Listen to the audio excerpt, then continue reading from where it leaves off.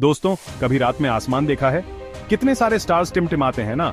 NASA अपनी curiosity और science knowledge के साथ इन सीक्रेट्स को जानना चाहता है। आज हम नासा के 10 अपकमिंग मिशंस के बारे में बात करेंगे जो हमारी क्यूरियोसिटी और एक्सप्लोरेशन स्पिरिट को दिखाते हैं। ये मिशंस हमें प्लैनेट्स और मून्स के क्लोज ले जाएंगे, यूनिवर्स के सीक्रेट्स बताएंगे और शायद ये भी बताएंगे कि क्या हम अकेले हैं। 1972 के अपोलो 17 मिशन के बाद इंसान फिर से चांद पर जाएगा। आर्टेमिस 3 मिशन सिर्फ चांद पर जाने के लिए नहीं है, बल्कि वहां परमानेंटली रहने की तैयारी है। इस मिशन में पहली बार एक वुमन और एक ब्लैक पर्सन चांद पर जाएंगे।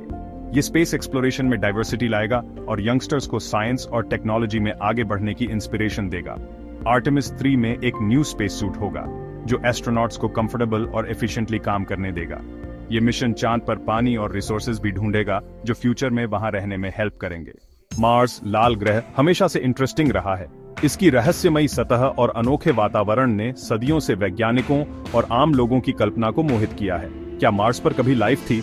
ये सवाल हमें अतीत में ले जाता है, जब मार्स की सतह पर पानी की नदियां बहती थीं और शायद जीवन के लिए अनुकूल परिस्थितियां थीं। क्या हम वहां रह सकते हैं? ये सवाल भविष्य की ओर इशारा करता है, जब इंसान मार्स पर बस्तियां बसाने का सपना देख रहा है। इन क्वेश्चंस के आंसर्स के लिए नासा ने मार्स सैंपल रिटर्न मिशन बनाया है। ये मिशन हमें मार्स के रहस्यों को समझने में मदद करेगा। एक रोवर मार्स से सॉइल और रॉक्स कलेक्ट करेगा। ये सैंपल्स हमें मार्स की भूगर्भीय संरचना और उसकी सतह के बारे में महत्वपूर्ण जानकारी देंगे। एक स्मॉल रॉकेट ये सैंपल्स मार्स के ऑर्बिट में ले जाएगा, जहां से उन्हें एक स्पेसक्राफ्ट में ट्रांसफर किया जाएगा, जहां एक स्पेसक्राफ्ट वेट कर रहा होगा। ये स्पेसक्राफ्ट सैंपल्स को सुरक्षित रूप से अर्थ पर वापस लाएगा। ये स्पेसक्राफ्ट सैंपल्स को अर्थ पर वापस लाएगा। ये यात्रा विज्ञान के लिए एक महत्वपूर्ण कदम होगी। इन सैंपल्स से साइंटिस्ट मार्स के हिस्ट्री के बारे में जानेंगे। वे यह समझने की कोशिश करेंगे कि मार्स की सतह और वातावरण कैसे बदलते रहे हैं। वो ये भी जानने की कोशिश करेंगे कि क्या मार्स पर लाइफ थी और अगर थी तो कैसी। क्या वहां माइक्रो ऑर्गेनिजम्स थे या कुछ और कॉम्प्लेक्स लाइफ फॉर्म्स? और अगर वहां लाइफ थी तो क्या वो आज भी किसी रूप में मौजूद है? ये सवाल हमें मार्स के बारे में और अधिक जानने के लिए प्रेरित करते हैं। जुपिटर का मून यूरोपा बर्फ से ढका है, जिसके नीचे एक ह्यूज ओशन हो सकता है। ये ओशन अर्थ के सभी ओशन से डबल पानी रखता है और जहां पानी है वहां लाइफ की पॉसिबिलिटी भी है। यूरोपा के ओशन के बारे में जानने के लिए नासा ने यूरोपा क्लिपर मिशन बनाया है। ये स्पेसक्राफ्ट यूरोपा के अराउंड घूमेगा और बर्फीली सरफेस स्टडी करेगा। ये देखेगा कि क्या बर्फ के नीचे ओशन है और अगर है तो कैसा। यूरोपा क्लिपर मिशन हमें बताएगा कि क्या यूरोपा पर लाइफ पॉसिबल है। यूनिवर्स एक्सपैंड हो रहा है और वो भी फास्ट, लेकिन क्यों? इसका आंसर अभी तक नहीं मिला है। साइंटिस्ट मानते हैं कि एक मिस्टीरियस फोर्स है जिसे डार्क एनर्जी कहते हैं। डार्क एनर्जी के बारे में जानने के लिए नासा ने Nancy grace Roman space telescope बनाया है। ये पावरफुल टेलीस्कोप यूनिवर्स के एक्सपेंशन को स्टडी करेगा और डार्क एनर्जी के इफेक्ट्स मेजर करेगा। ये दूर गैलेक्सीज, स्टार्स और प्लैनेट्स को भी स्टडी करेगा। हमारे सोलर सिस्टम में एक यूनिक एस्ट्रॉइड है, साइकी। ये पूरा मेटल का बना है। साइंटिस्ट मानते हैं कि साइकी किसी प्लैनेट का कोर हो सकता है जो बहुत पहले टूट गया था। नासा का साइकी मिशन इस एस्ट्रॉइड को स्टडी करेगा। ये स्पेसक्राफ्ट साइकी के अराउंड घूमेगा और उसकी स्ट्रक्चर, मैग्नेटिक फील्ड और ग्रेविटी स्टडी करेगा। साइकी मिशन हमें सोलर सिस्टम के बनने के बारे में बताएगा। चांद पर वापसी सिर्फ स्टार्ट है। नासा चांद पर परमानेंटली रहना चाहता है और लूनर गेटवे इसमें हेल्प करेगा। लूनर गेटवे एक स्पेस स्टेशन होगा जो चांद के अराउंड घूमेगा। ये एस्ट्रोनॉट्स के लिए बेस कैंप होगा जहां से वो मिशंस स्टार्ट कर सकेंगे। Lunar gateway future Mars missions के लिए पिट स्टॉप भी बन सकता है। वीनस, अर्थ का नेबर, एक मिस्टीरियस प्लैनेट है।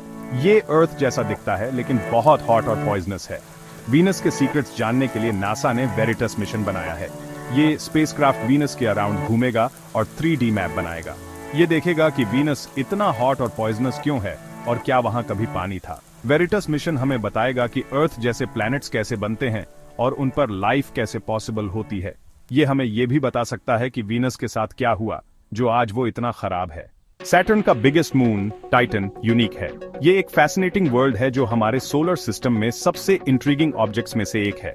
ये एकमात्र मून है जिसका अपना थिक एटमॉस्फेयर है जो मोस्टली नाइट्रोजन से बना है और इसमें कॉम्प्लेक्स ऑर्गेनिक मॉलिक्यूल्स भी पाए जाते हैं।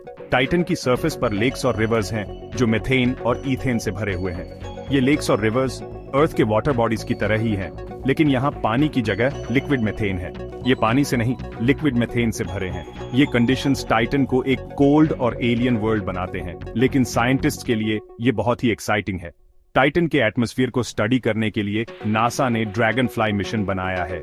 ये मिशन 2027 में लॉन्च होने वाला है और 2034 में टाइटन पर पहुंचेगा। ये एक ड्रोन जैसा स्पेसक्राफ्ट होगा जो टाइटन पर उड़ेगा और लैंड करेगा। ये मिशन टाइटन की सरफेस और एटमॉस्फेयर को डिटेल में स्टडी करेगा। ये टाइटन के एटमॉस्फेयर और सरफेस स्टडी करेगा और वहां की केमिकल कंपोजिशन को एनालाइज करेगा। ये हमें वहां के वेदर पैटर्न्स और जियोलॉजिकल एक्टिविटी के बारे में भी जानकारी देगा। और सबसे महत्वपूर्ण, ये लाइफ के साइंस ढूंढेगा। टाइटन पर लाइफ के संभावित फॉर्म्स को खोजने के लिए ये मिशन बहुत ही क्रूशियल है। ड्रैगन फ्लाई मिशन हमें बताएगा कि सोलर सिस्टम में और कहां लाइफ पॉसिबल है।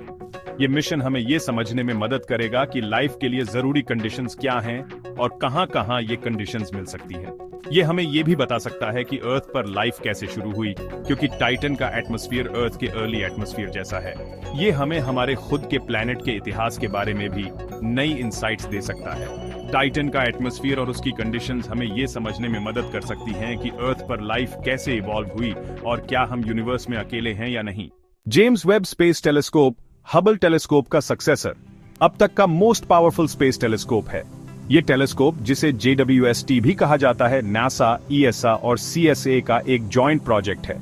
इसे स्पेशली डिजाइन किया गया है ताकि ये यूनिवर्स के सबसे पुराने और दूर के हिस्सों को देख सके। ये यूनिवर्स के ओल्डेस्ट स्टार्स और गैलेक्सीज देख सकता है जो बिलियंस ऑफ ईयर्स पहले बने थे। ये टेलीस्कोप हमें उन समयों की झलक दिखाता है जब यूनिवर्स यंग था और गैलेक्सीज का फॉर्मेशन हो रहा था। ये टेलीस्कोप इंफ्रारेड लाइट में काम करता है, जिससे ये डस्ट और गैस के क्लाउड्स के थ्रू देख सकता है। ये हमें उन रीजन्स को देखने में हेल्प करता है जो विजिबल लाइट में नहीं देखे जा सकते। जेम्स वेब स्पेस टेलीस्कोप हमें यूनिवर्स के डेवलपमेंट और स्ट्रक्चर समझने में हेल्प कर रहा है। ये हमें ये भी बता रहा है कि स्टार्स और प्लैनेट्स कैसे बनते हैं और उनकी फॉर्मेशन के प्रोसेसेस क्या हैं। ये हमें ये भी बता रहा है कि स्टार्स और प्लैनेट्स कैसे बनते हैं और क्या कंडीशंस होती हैं जो उनके फॉर्मेशन को अफेक्ट करती हैं। ये टेलीस्कोप हमें ये भी बता सकता है कि हमारे सोलर सिस्टम के बाहर के प्लैनेट्स, जिन्हें एक्सोप्लैनेट्स कहा जाता है, पर लाइफ के लिए सूटेबल कंडीशंस हैं या नहीं, और क्या दूसरे प्लैनेट्स पर लाइफ है।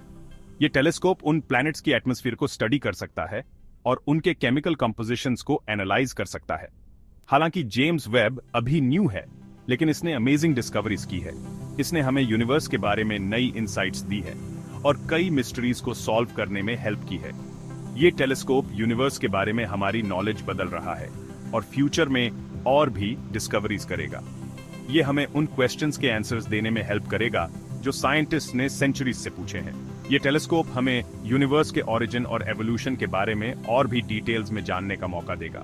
ये हमें ये भी बताएगा कि गैलेक्सीज कैसे ग्रो और इवॉल्व होती हैं और फ्यूचर में और भी डिस्कवरीज करेगा। ये टेलीस्कोप हमें यूनिवर्स के सबसे बड़े मिस्ट्रीज को सॉल्व करने में हेल्प करेगा और हमें हमारे प्लेस इन द कॉस्मोस के बारे में और भी नॉलेज देगा। स्पेस में बहुत सारे एस्ट्रॉइड्स हैं और कुछ अर्थ के लिए डेंजरस हो सकते हैं। नासा का एनियो सर्वेयर मिशन ऐसे डेंजरस एस्ट्रॉइड्स ढूंढेगा। ये स्पेस टेलीस्कोप अर्थ के पास आने वाले एस्ट्रॉइड्स ढूंढेगा और स्टडी करेगा।